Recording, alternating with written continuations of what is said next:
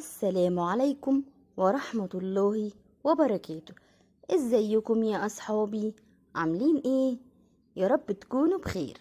معانا النهاردة حدوتة جديدة، ما تنسوش تضغطوا لايك ويلا بينا على الحدوتة. كان يا مكان يا سادة يا كرام، ما يحلى الكلام إلا بذكر النبي عليه الصلاة والسلام. كان في بنوتة جميلة اسمها عليا، كانت مرحة ولطيفة.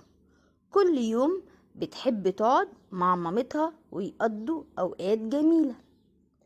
عليا كانت بتحب مامتها جدا وبتقلدها في كل حاجة بتعملها، ونفسها لما تكبر تبقى زي مامتها شاطرة جدا في حياتها.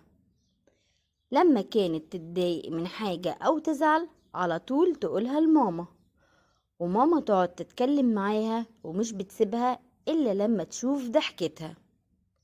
ماما دايما كانت بتشجع عليا علشان تعمل كل اللي نفسها فيه، وبتكلمها دايما عن العالم بتاعنا وازاي تقدر تحافظ عليه.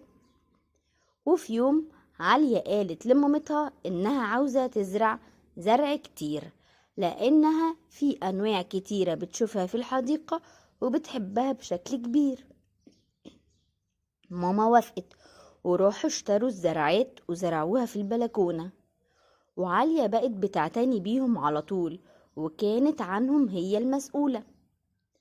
ويوم ورا يوم عالية كانت بتهتم أكتر بزرعتها وعلى طول بتراعيهم، وكل ما تعجبها زرعة جديدة تشتريها وتزود فيهم. وفي يوم ماما قالت لها ما تشتريش زرع كتير عشان تقدر تحافظ عليه، لأن لو تركيزها على عدد قليل هتقدر تاخد بالها منه وتراعيه. لكن عليا قالت لمامتها إنها تقدر تاخد بالها منهم كلهم، واشترت فعلا زرع أكتر وحطتهم في بلكونتها، وكانت بتحبهم. كان عندها أنواع مختلفة زي الياسمين والفل والنعناع والريحان، ومعاهم ورود كتيرة وألوانهم مختلفة وريحتهم كانت جنان. لكن يوم ورا يوم الزرع ابتدى يدبل، مع ان عالية بتسقيهم وما بقتش عارفة تعمل ايه ولا عارفة زي الاول تحافظ عليهم. راحت تعيط لمامتها وقالت لها انهم متضايقة جدا وزعلانة. ومامتها لما عرفت السبب قعدت معاها تكلمها بهدوء وابتسامة، وقالت لها ان الزرع عامل زي البني ادمين، كل واحدة مختلفة، وكل زرعة ليها شخصيتها واحتياجاتها وطريقة لرعايتها. في الأول كنتي قادرة تحافظي عليهم علشان كانوا قليلين جدا، وكنتي بتقدري تفتكري احتياجات كل واحدة فيهم وتراعيها دايما.